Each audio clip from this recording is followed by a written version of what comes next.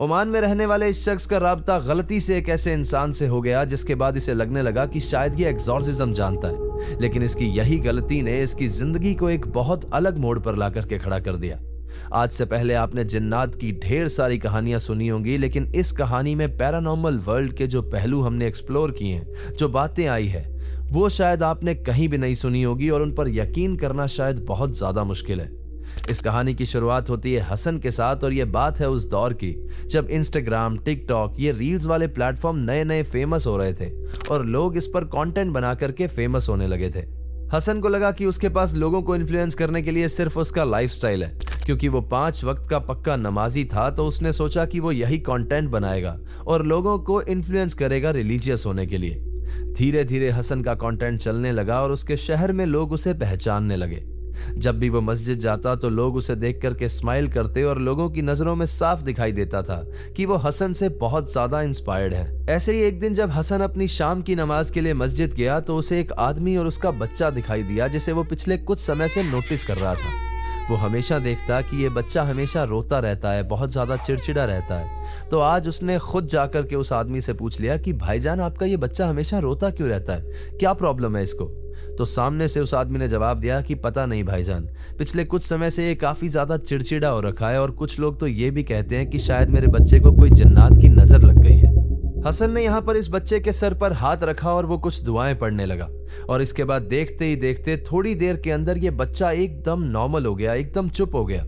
बस यही घटना के बाद हसन अपने पूरे शहर में और ज्यादा मशहूर हो गया और लोगों को लगने लगा कि शायद इसने कोई रिलीजन की पढ़ाई की है और ये जन्नात के मामलों में लोगों की मदद कर सकता है। हसन ने भी अंदर ही अंदर इस बात को कबूल कर लिया था और उसे लग रहा था कि शायद उसके पास कोई स्पेशल पावर्स है। अब दिन ब दिन लोग अपने छोटे बच्चों को उसके पास लेकर के आने लगे। वो उनके सर पर हाथ रख के दुआएं पढ़ता और किस्मत से बहुत से बच्चों को फर्क भी पड़ जाता। अब ऐसा हर रिलीजन में होता है कि पंडित, मौलवी, पादरी ये छोटे बच्चों को जब नजर लग जाती है तो उन्हें ब्लेस कर देते हैं और वो बच्चे थोड़ा ठीक फील करने लगते हैं। लेकिन इस चीज को अगर हम एग्जॉर्सिज्म मान लें तो ये शायद हमारी सबसे बड़ी गलती साबित हो सकती है। ये सब कुछ यूं ही चल रहा था कि एक दिन हसन सुबह सुबह मस्जिद के अंदर नमाज पढ़ने गया और वहां पर उसे एक आदमी मिला जिसने उसे बताया कि एक मोहम्मद नाम का बहुत अमीर और वीआईपी आदमी उससे मिलना चाहता है और उसे हसन से कोई काम है। हसन ने कहा कि हाँ बेशक, चलो, कहाँ चलना है? लेकिन उस आदमी ने कहा कि चलना कहीं नहीं, वो आदमी खुद आएगा मस्जिद में नमाज पढ़ने के लिए और यहाँ से तुम्हें खुद अपने साथ लेकर के जाएगा ताकि तुम्हारी सेफ्टी के लिए सबको पता रहे कि तुम अपनी मर्जी से उसके साथ गए हो। उस आदमी ने कहा कि अगर हसन ने उसका काम कर दिया तो वो उसको ढेर सारे पैसे भी देगा। हसन ने तुरंत हाँ कर दिया और फिर इस मस्जिद से निकलते ही वो अपने दोस्त के पास गया जो जिन्नात से छुटकारा पाने के लिए थोड़े बहुत जादू, इल्म और टोटके वगैरह जानता था। हसन ने जाते ही उस इंसान को सारी बात बताई तो उसने कहा कि मेरे पास एक जादूगर की किताब है जिसके अंदर कुछ दुआएं हैं जिससे ये जिन्नात से छुटकारा पाया जा सकता है। मेरे पास एक पट्टा भी है जो वुल्फ की खाल से बना है और ऐसा मानते हैं कि जिन्नात वुल्फ से बहुत ज्यादा डरते हैं। उसने कहा कि मैं ये सारी चीजें तुझे देने के लिए तैयार हूं, लेकिन जितने भी पैसे तू कमा करके आएगा उसमें से 20% हिस्सा मेरा होगा। हसन अपने दोस्त की शर्त मान गया और उससे ये सारी चीजें लेकर के घर चला गया। अगले दिन जब वो सुबह मस्जिद गया तो उसे वहां पर मोहम्मद मिला जो अपनी गाड़ी से वहां पर आया था और उसके साथ कुछ बॉडीगार्ड्स भी थे। मोहम्मद ने उससे कहा कि तुम्हें मेरे साथ चल के कुछ लोगों को ठीक करना है। हर एक इंसान को ठीक करने के लिए मैं तुम्हें 10,000 ओमानी रियाल दूंगा, लेकिन अगर वहां पर कुछ भी गड़बड़ हुई तो ये सारी तुम्हारी जिम्मेदारी होगी, मैं उसमें कहीं भी भागीदार नहीं हूं। हसन मान गया और उस आदमी की गाड़ी में बैठ करके उसके गांव जाने लगा। जब ये लोग गाड़ी से गांव की तरफ बढ़ रहे थे तो रास्ते में उसे एक झाड़ के पीछे एक आदमी खड़ा हुआ दिखाई दिया जो काफी दूर से सिर्फ उन्हें ही घूर रहा था। हसन यहाँ पे थोड़ा सा डर गया और उसने मोहम्मद से पूछा कि वो दूर खड़ा आदमी सिर्फ मुझे ही दिखाई दे रहा है या आप भी उसे देख पा रहे हो? तो मोहम्मद ने कहा कि वो मुझे भी दिखाई दे रहा है और वो मेरा ही रिश्तेदार है। ऐसे ही कुछ लोगों को ठीक करने के लिए मैंने तुम्हें यहाँ पर बुलवाया है। ये लोग इस बारे में बात कर ही रहे थे कि जैसे इन लोगों की गाड़ी उस आदमी के पास पहुंची तो वो आदमी दौड़ करके इन लोगों की गाड़ी के पास आया और फिर जोर से इनके सामने कूद गया। ये गाड़ी के टायर उसके ऊपर से निकल गए और उसके नीचे आने की आवाज साफ साफ इन्हें सुनाई दी। किस्मत से उस आदमी को ज्यादा नुकसान नहीं हुआ क्योंकि उस समय उस पर जिन हावी था, लेकिन यह देख करके हसन बहुत ज्यादा हैरान रह गया था। मोहम्मद ने यहाँ पर कहा कि गाड़ी रोको और हसन से कहा कि अगर तुम इसका इलाज कर सकते हो तो यहीं पर कुछ इलाज शुरू करो। हसन इसकी बात मान गया और उसने इसके बॉडीगार्ड से कहा कि किसी तरह से इसको पकड़ करके झाड़ से बांधो, मैं यहीं पर इसके ऊपर कुछ दुआएं पढ़ करके देखता हूं। जब इन गार्ड्स ने उस आदमी को पकड़ा तो सबसे पहले हसन ने वो पट्टा निकाला जो उसके दोस्त ने उसे दिया था। वो उस पट्टे से बुरी तरह से दिलावर को पीटने लगा और उसके अंदर जो जिन था वो जोर जोर से दर्द के मारे कर्रा रहा था, लेकिन साथ ही साथ में नुकसान दिलावर की बॉडी को भी हो रहा था। उसके शरीर से कई जगहों से खून निकलने लगा था, जिसे देख करके मोहम्मद काफी डर गया क्योंकि दिलावर उसका रिश्तेदार भी था। तो उसने हसन को कहा कि ये क्या कर रहे हो, अगर तुम्हें कुछ दुआएं आती हैं तो वो पढ़ के इसे ठीक करो, ऐसे पागलों की तरह इसे मारने से क्या होगा। यहाँ पर हसन ने उस आदमी के सर पर हाथ रखा और अपने दोस्त की दी हुई वो जादूगर वाली 3 दुआएं पढ़ी, और ऐसा करते ही उस आदमी के अंदर से एक लाल कलर का धुआं बादलों के रूप में बाहर निकला, और उसे देख करके ऐसा लग रहा था कि ये धुआं जिस किसी का भी है वो बहुत ज्यादा गुस्से से बाहर निकल रहा है। देखते ही देखते वो लाल धुएं के बादल आसमान में कहीं गायब हो गए और वो आदमी एकदम नॉर्मल हो गया। इसके बाद हसन मोहम्मद के घर गया और वहां जाकर के उसके बच्चों को भी उसने इस जादूगर की दुआओं से ठीक कर दिया। हसन खुशी खुशी वहां से वापस अपने घर लौट रहा था और उसे लग रहा था कि काम कंप्लीट हो गया, लेकिन यहीं से ही एक बहुत ही खतरनाक खेल की शुरुआत होने वाली थी। जिस दिन से हसन वापस गया था उसे अपने कमरे की खिड़की पर एक काले कलर की बिल्ली दिखाई देती। पहले 2 दिन उसने एकदम इग्नोर किया, लेकिन तीसरे दिन वो थोड़ा सा डर गया और उसने कई बार उस बिल्ली को भगाने की कोशिश की, लेकिन वो बिल्ली किसी तरह से वापस लौटकर वहीं पर आ जाती। किसी तरह से 6 दिन ये सब कुछ चलता रहा और 7वें दिन हसन शॉपिंग करने के लिए सुपरमार्ट गया। यहां एंटर करते ही हसन को इस शॉपिंग मार्ट के एकदम बीचों बीच एक काले कलर की बिल्ली दिखाई दी, वही बिल्ली जो इसके कमरे की खिड़की पर दिखाई देती थी। उसे ऐसा दिखा कि यह बिल्ली भाग करके इसके ऊपर झपट पड़ी, तो वो वहां पर बहुत जोर जोर से चिल्लाने लगा और जमीन पर लेट गया और लोगों से कहने लगा कि उसकी मदद करें। लोगों ने जब उसे उठाया तो उसके आसपास कोई भी बिल्ली नहीं थी।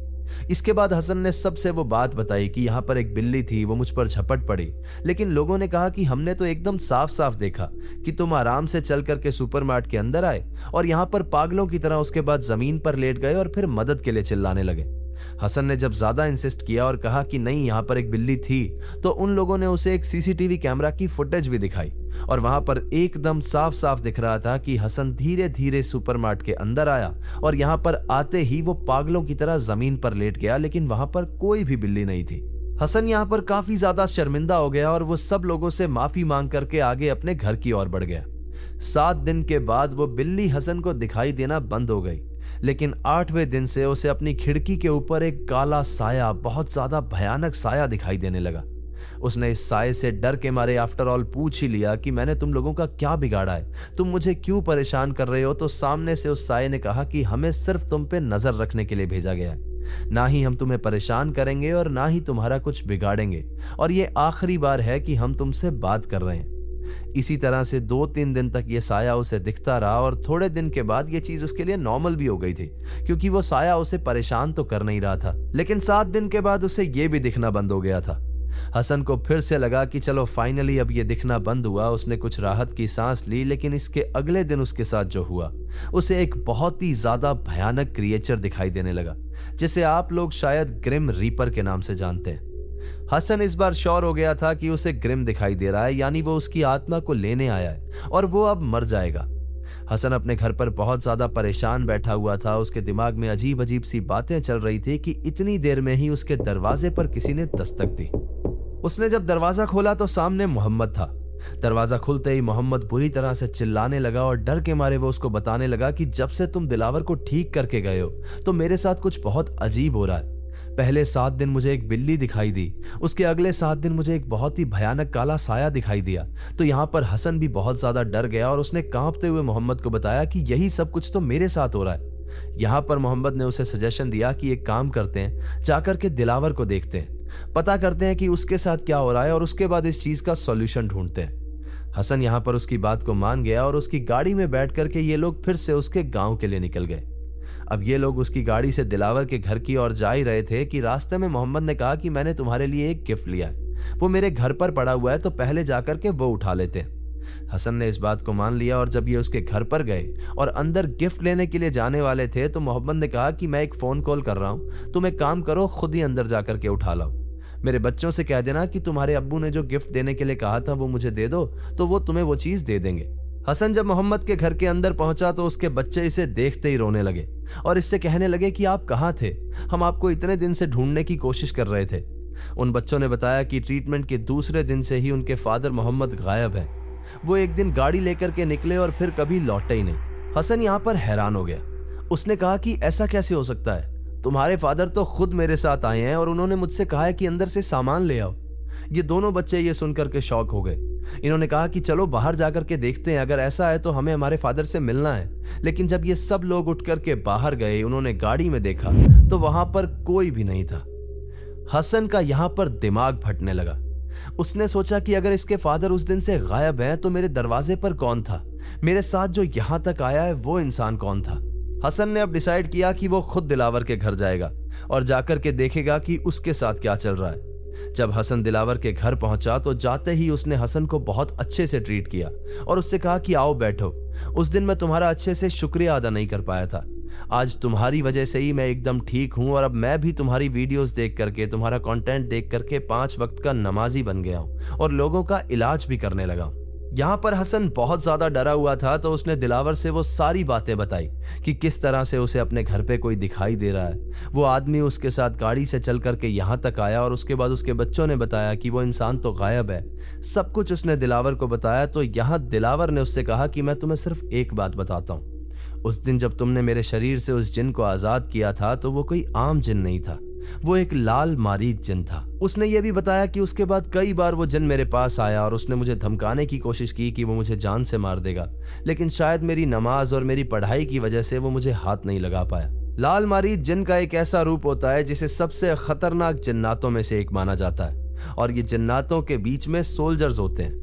उसने बताया कि अगर ये जिन किसी इंसान के पीछे लग जाए तो ये उस इंसान को मार करके छोड़ते हैं और इनसे बचने का तरीका यही है कि वो इंसान या तो इनको मार दे। दिलावर ने उसे बताया कि मुझे एक तरीका भी मालूम है कि किस तरह से हम इस लाल मारीद जिन को मार सकते हैं, लेकिन उसके लिए तुम्हें मेरा कहा मानना होगा। अब आपको मैं यहाँ पर जो बताने जा रहा हूँ वहां पर आपके पास पूरा हक है कि आप इन बातों पर यकीन ना करें, क्योंकि आगे होने वाली चीज इतनी ज्यादा भयानक है और अनबिलीवेबल है कि शायद आपको लग सकता है कि ये गलत है, लेकिन हमारे सब्सक्राइबर के अकॉर्डिंग जिन्होंने हमारे साथ एक कहानी शेयर की है, ये सब कुछ एकदम सत्य बात है। अब हसन ऑलरेडी बाकी चीजों से इतना ज्यादा डरा हुआ था कि वो तुरंत दिलावर की बातें मान गया और उसने कहा कि ठीक है, मुझे बताओ कि क्या करना होगा। अब अरब्स में क्या होता है, जब भी घर की सफाई होती है तो वो लोग हमेशा पानी में थोड़ा सा नमक मिला देते हैं ताकि इससे नेगेटिविटी बहुत ज्यादा दूर रहती है। दिलावर ने उसे बताया कि 3 दिन बाद जब पूर्णिमा की रात आएगी तब हमें यहाँ के कब्रिस्तान जाना होगा और वहां के सबसे बुरे, सबसे बदनाम इंसान की कब्र को खोदना होगा। उसने बताया कि उसी कब्र के नीचे से एक रास्ता निकलेगा जहां पर तुम्हें सारे जन्नात एक साथ मिलेंगे, क्योंकि वहां पर उनका एक जश्न चल रहा होगा। उसने कहा कि तुम चुपचाप से वहां पर जाना और जैसे ही वो लाल मारीद जिन तुम्हें दिखाई दे, तुम उस पर एक नमक वाला पानी जो तुम्हें मैं दूंगा वो छिड़क देना और वो लाल मारीद जिन वहीं पर खत्म हो जाएगा। अब पूर्णिमा की रात को 3 दिन थे तो हसन वापस अपने घर गया और अपने उस दोस्त से जाकर के मिला जिसने उसे जादूगर की दुआएं दी थी। उसने उसे बताया कि इस तरह से दिलावर ने मुझे उस कब्र के अंदर जाने को कहा है और उसने मुझे यह भी कहा है कि मैं तुझे एक पाक चादर दूंगा जिसे ओढ़ करके अगर तू वहां पर जाएगा तो वहां पर मौजूद बाकी के जिन्नात तुझे देख नहीं पाएंगे।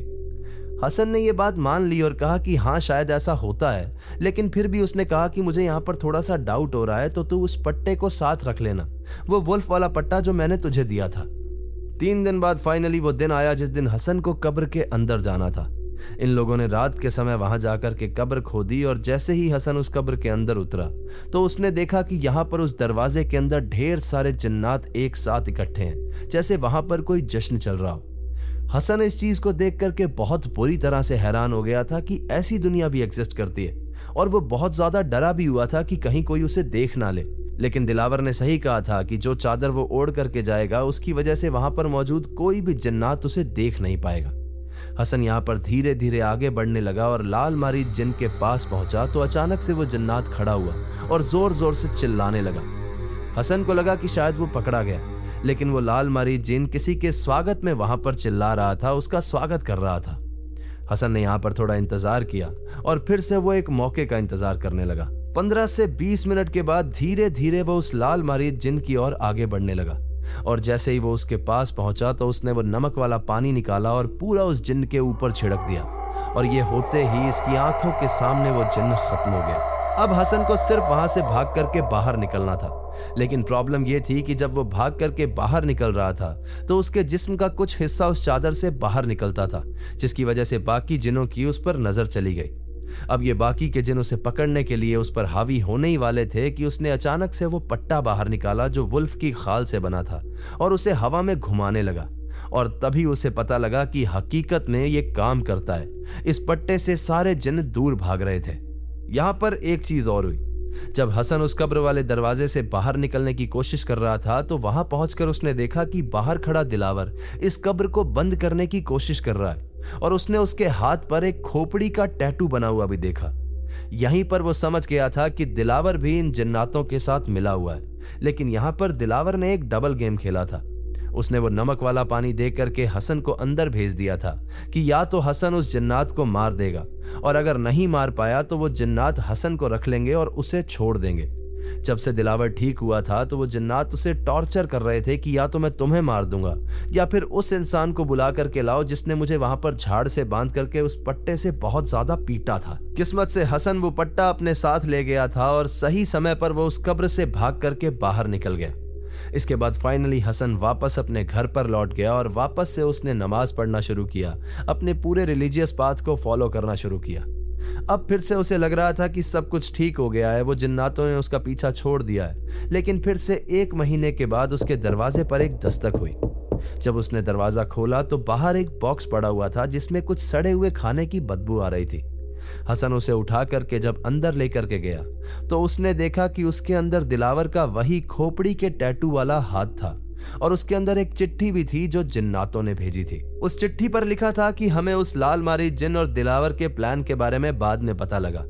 हमें पता लगा कि दिलावर ने तुम्हारी जान का सौदा कर दिया था, इसीलिए हमने उसे मार करके तुम्हारा बदला पूरा किया, और तुमने उस लाल मरीद को मारा, इससे हमें बिल्कुल भी कोई एतराज नहीं है, बशर्ते तुम अगली पूर्णिमा को आकर के हमारी दावत कबूल करो और हमारे साथ जुड़ जाओ। हम तुम्हें माला माल कर देंगे, तुम्हें बहुत ऊपर तक ले जाएंगे। साथ ही उन्होंने ये भी लिखा था कि हम मान गए कि इंसान ही सबसे ज्यादा ताकतवर मखलूक है, और अगर खुदा चाहे तो कोई किसी का कुछ नहीं बिगाड़ सकता। हालांकि हसन ने उनके इस इनविटेशन को मना कर दिया, वो वहां पर नहीं गया और उसने अपने 5 वक्त की नमाज कंटिन्यू रखी। तो ये थी आज की कहानी दोस्तों। कहानी आपको कैसे लगी मुझे कमेंट करके जरूर बताइएगा, और अगर आपको वीडियो पसंद आई है तो इसे लाइक कर दें, हाइप कर दें और अपने कमजोर दिल वाले दोस्तों के साथ शेयर कर दें। चैनल अगर अभी तक सब्सक्राइब नहीं किया है तो इसे सब्सक्राइब कर लो। वहां पर एक बेल आइकन होगा, उसे प्रेस कर देना ताकि आगे आने वाले समय में मैं जो रियल लाइफ इंसिडेंट्स पर कहानियां लेकर के आऊंगा वो सबसे पहले आप तक पहुंचती रहे। अगर आपके पास भी ऐसी कोई कहानी है जो किसी सच्ची घटना पर आधारित है तो नीचे दिए गए जीमेल एड्रेस और इंस्टा आईडी पे आप उसे हमारे साथ शेयर कर सकते हैं। तो चलिए दोस्तों, अपना ख्याल रखिए, खुश रहिए, हंसते खेलते रहिए। मिलते हैं अगली बार ऐसी ही किसी खौफनाक कहानी के साथ। सायोनारा। हर हर महादेव।